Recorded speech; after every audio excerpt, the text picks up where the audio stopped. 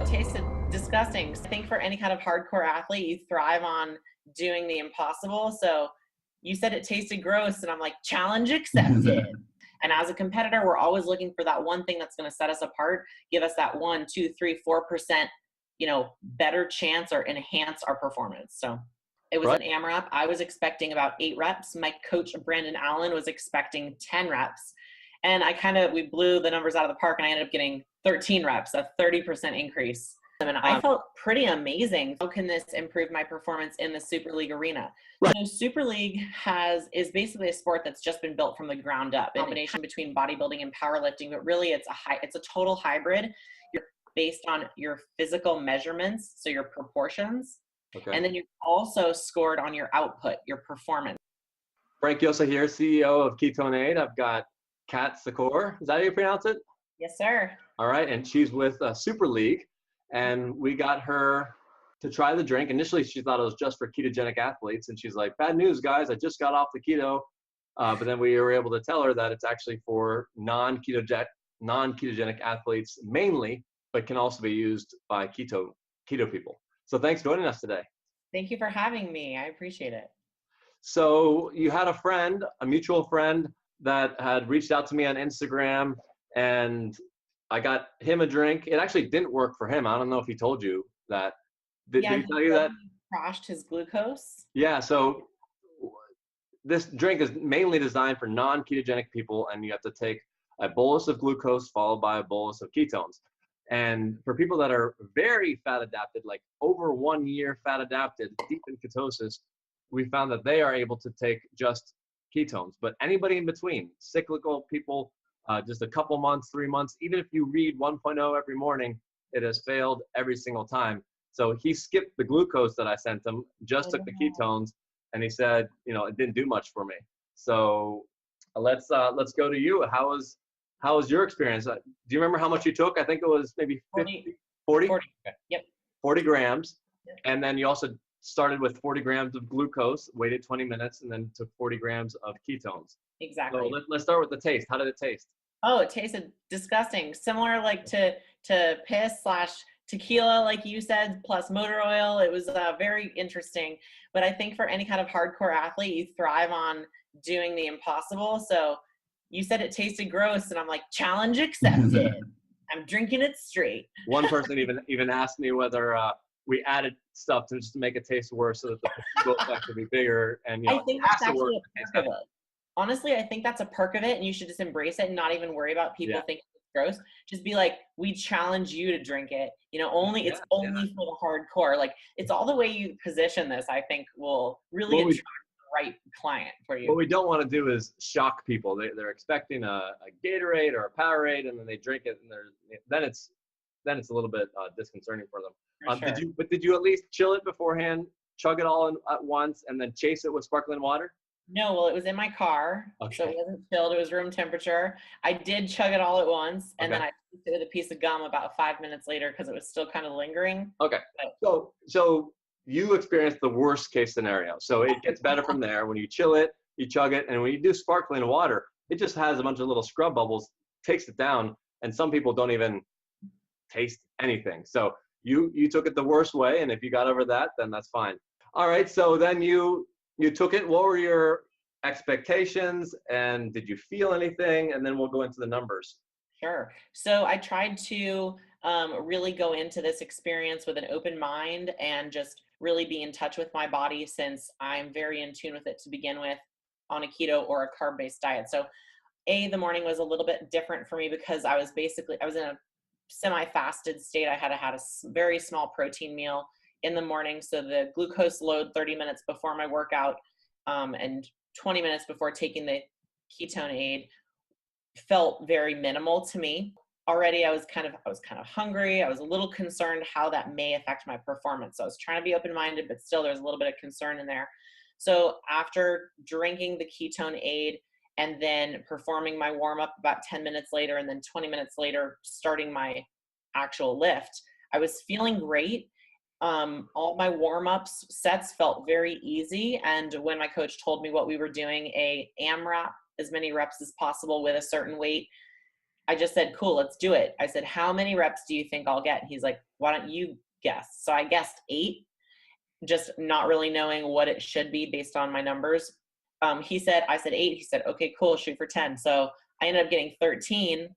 And when we talked about it after the fact, that was a 30% increase from what I should have really truly gotten based on my 1 rep max. So I should have gotten about 10 reps, and I was able to do, 30% more. So pretty awesome. And I felt pretty amazing through my workout. And I would say around that 60-minute mark, I started yawning a little bit. I didn't notice anything physically other than feeling almost a little burnt out or tired. Mm-hmm. As in I felt like my energy was starting to dwindle. And then definitely by that 90-minute mark, I started really feeling like I needed some food or some more glucose or energy or something. So what we could have done next time is we would test your ketones at that moment and see if your ketones are 0. But my guess is that your ketones were still high, but that the glucose ran out. Steve, any thoughts on her yawning at the 60-minute mark or feeling tired at 90? Unfortunately, everybody's insulin response is a little different, and that's probably what happened. The ketones are still exerting a force on lowering your glucose. So it's expected. We could increase your glucose. We could have increased your meal in the morning. That would have also probably helped. I'm open to testing and tweaking. Improve my performance that significantly. What I instantly think of is how can this improve my performance in the Super League arena? Right. So can you talk about that? Talk about what Super League is. So Super League is basically a sport that's just been built from the ground up. And it kind of, people have this idea that it's a combination between bodybuilding and powerlifting, but really it's a total hybrid. You're scored in 2 different ways. You're scored based on your physical measurements, so your proportions. You get a calculated mathematical black and white score. Okay. And then you're also scored on your output, your performance in a performance round. And the output round, we have 8 different movements. You get 8 minutes per movement to perform all of your warm-ups, and then what's called a kill set. So your kill set, you have to do 12 reps at your maximum weight. So you have to pick whatever that number is going to be, right? You've got to know your body well enough that if you only hit 11, you get less points, or if you only hit 11, yeah. So the way that the numbers are calculated is it's reps times weight. Okay. So that's your output. So if you only hit 12 reps, if you only hit 11 reps, it's not going to be for a higher weight. It's still not going to be as good as slightly lower weight, but for 12 reps. Well, here's a secret. What we found with the Ester, that people have had a consistently 20% more reps, but 10% more weight. So it actually helps on the rep side. So if you're going to pick, you're going to pick a number, it helps a little bit more on the reps than the weight. And the another challenging part about this is it's not, so you have to be strong, but you have to have the endurance. So every 8 minutes, you're starting a new movement. So it's 64 minutes that you're completing 8 movements. Oh, wow. There's people throwing up. There's people almost passing out. There's people dying for breath, gasping after 12 reps of a deadlift. It's very strategic, and it's incredibly engaging from a spectator standpoint as well. Like, these people watching are on the edge of their seat, like right there dying with you, like, get the last rep, like yelling at their screens. It's pretty incredible, the feedback that we've gotten. Well, I can't wait to see it. Is this something that is streamed online? Is it Since we've only had 2 competitions so far, it's constantly evolving. The next one is in 6 weeks in Canada, which I will be at working. So I'll be in touch with you guys on how exactly to watch it. But there's a lot of footage on YouTube. If you search Super League, they have their own channel. I'm doing educational videos for them on what is Super League, what are the movements, what you can expect on game day. Just really working to help educate the public and also athletes of what to expect and if they're interested. That's pretty neat. Awesome. But this is why, so as soon as I saw that 30% increase with the bench AMRAP, instantly, and having that energy for 60 to 90 minutes, I thought, how could this impact my Super League score? If it can help with my endurance, in a sense, reps, and with my output, my strength. Yeah. So I'd love to, I'm still 5 or 6 months out from my personal next competition with Super League, but being able to, let's just say, test it, and then know going into it that I'm able to, I don't have to carb load. I don't have to carb load in the way that I'm used to. Right.